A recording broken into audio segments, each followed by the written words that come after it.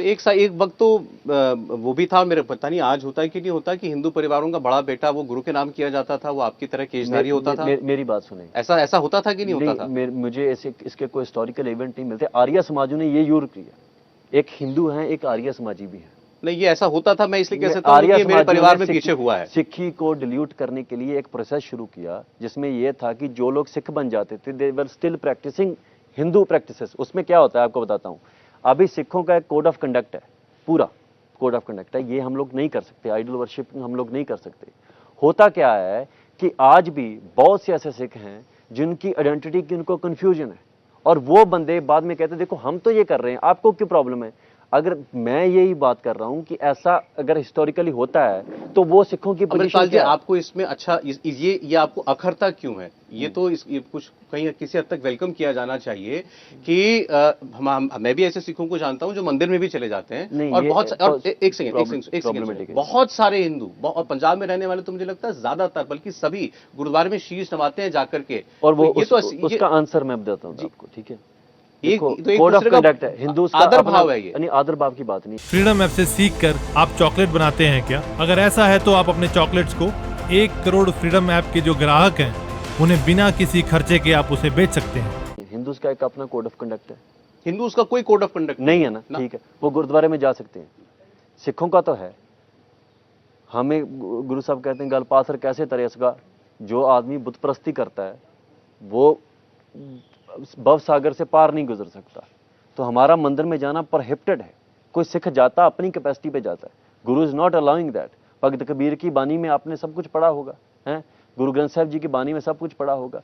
सो ये है कि प्रॉब्लम यही है, हिंदूज का कोड ऑफ कंडक्ट ना होने की वजह से उनको लगता है सिखों का भी नहीं होना चाहिए।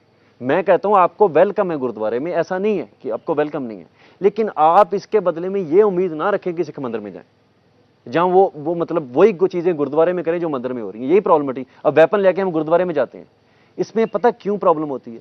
गुरुद्वारे में तो वेपन ऑलरेडी पड़े हैं, बंदूकें पड़ी हुई हैं 5 तख्तों पे, 5 तख्त हैं सिखों के, और जो बंदूकें हैं और हथियार हैं उनका प्रकाश गुरु ग्रंथ साहिब जी के 2.5 फुट ऊपर होता है, हथियार को ऊपर रखा जाता है 5 तख्तों पे सिखों के। और वो क्या सिंबल है? हमारे तो गुरु गोविंद सिंह जी कहते हैं अस कृपान खंडो खड़ग तुबक तबर आर पीर साहब सरोही साहिथी, यह है हमारे पीर।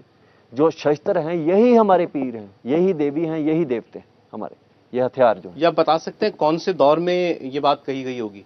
नहीं, दौर तो चेंज नहीं होते। क्योंकि नानक साहब के गुरुजी महाराज के दौर पर तो जंगें नहीं हो रही थी। नहीं हो रही थी, तभी बाबर चढ़ के आ रहा था। बाबर ने जब हमला किया, गुरु नानक साहब पता क्या बोलते हैं? गुरु नानक साहब ने तो शस्त्रों की उन्होंने बात की, युद्धों की शस्त्रों की बात की है। जाओ तो प्रेम खिलन का चाओ, सिर तर तली गली मेरी आओ, इत मार्ग पैर तरी जय, सिर दीजय कांड न कीजिए। Guru Nanak Sahib ji says if you want to come with me make sure you are not afraid of death. आप अपना शीश अपने तली पे धर के आए, इस मार्ग पे चलना है, सिर दे दें, पैर पीछे नहीं आपने उठाना। गुरु नानक साहब ने युद्ध का भी वर्णन किया है बहुत बड़े, और उसके बाद गुरु अर्जन साहब तक शहादत हुई है शांतमयी। 6वें पातशाह ने 2 तलवारें पहनी, एक मीरी की एक पीरी की, 2 तलवारें। लोग एक पहनते हैं, 6वें पातशाह ने 2 तलवारें पहनी गुरु हरगोबिंद साहिब जी ने। और उसके बाद अकाल तख्त की सृजना होती है। अकाल तख्त का अर्थ ही है कि हम शस्त्रधारी हों। गुरु साहब ने पता क्या बोला? मुझे बेटा में क्या चाहिए? लोग बेट करते थे प्रेम बेटा, उन्होंने कहा मुझे जवानियां और शस्त्र अच्छे से अच्छे घोड़े मुझे चाहिए। सो ये चीजें आप वो, लेकिन वो कृपान रखना जो है वो मैंडेटरी था धर्म के अंदर, लेकिन अब ऑटोमेटिक राइफलें रखना तो नहीं था। नहीं, वेपन होता आपके साथ लोग चलते हैं, आप बीसीओ लोग आपके साथ चलते हैं, बंदूकें होती हैं उनके पास, तो बंदूकें वो किसी को गोली मारने के लिए थोड़ी रखी हुई। फिर क्यों है? अभी देखें हमारे या आपको जान का खतरा है? मैं बताता देता हूँ क्या खतरा है हमें। ड्रग का प्रॉब्लम पंजाब में। ड्रग आप मानते हैं $1 बिलियन इंडस्ट्री, बहुत बड़े स्मगलर्स हैं ड्रग के, ड्रग लॉर्ड्स भी होते हैं, उनके पास सब क्राइम करने की कैपेसिटी होती है।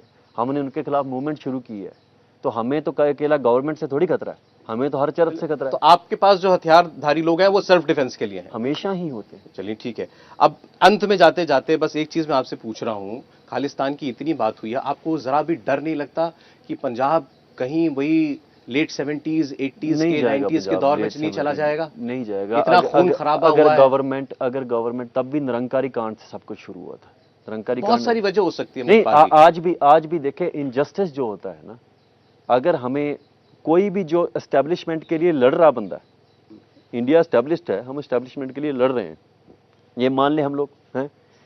कोई भी एस्टेब्लिशमेंट के लिए लड़ रहा बंदा वायलेंट रास्ते पे चलना नहीं चाहता, ये उसकी प्रायोरिटी कभी नहीं होती, ये उसकी लास्ट ऑप्शन हो सकती है।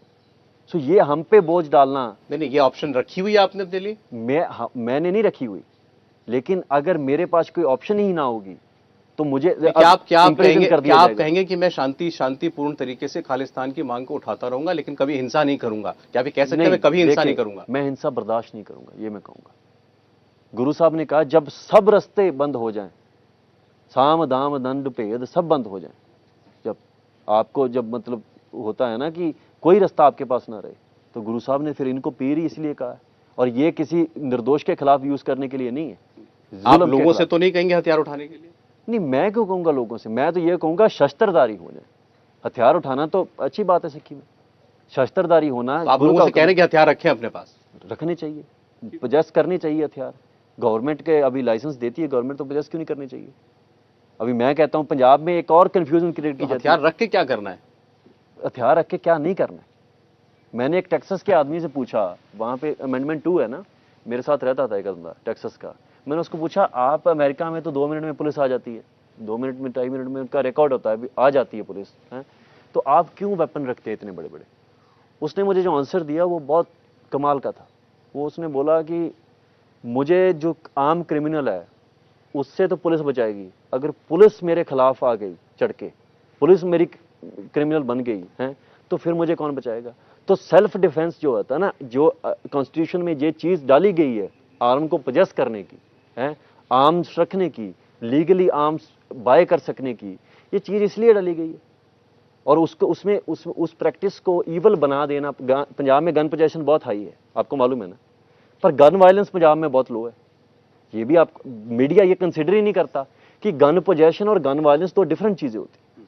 हम पोजेस करते हैं। आपके प्रचार से गन वायलेंस बढ़ेगी नहीं?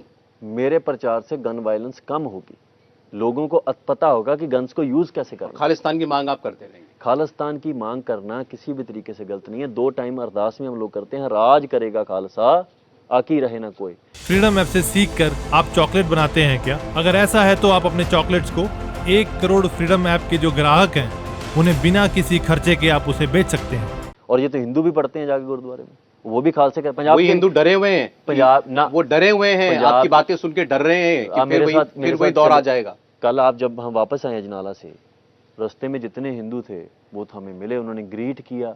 और आज भी जितने आते हैं यहाँ पे, हमारा जो सेंटर यहाँ पे चल रहा है, यहाँ पे 10-12 लड़के तो हिंदू हैं, उनको तो नहीं डर लगता हमसे। आपको इस बात का डर लगता है कि भारत सरकार या पंजाब की सरकार आप पर कार्रवाई कर सकती है, गिरफ्तार कर सकती है, जिस किस्म की प्रचार और बातें आप कर रहे हैं? मार सकते हैं, वो मार दें जिस दिन उनको लगता है। मारने उनको लगेगा कि आपकी बातों से अशांति फैल सकती है, तो आप पर पाबंदी लगाई जा सकती है, गिरफ्तार किया जा सकता है। सच को पाबंदी हमेशा लगती है।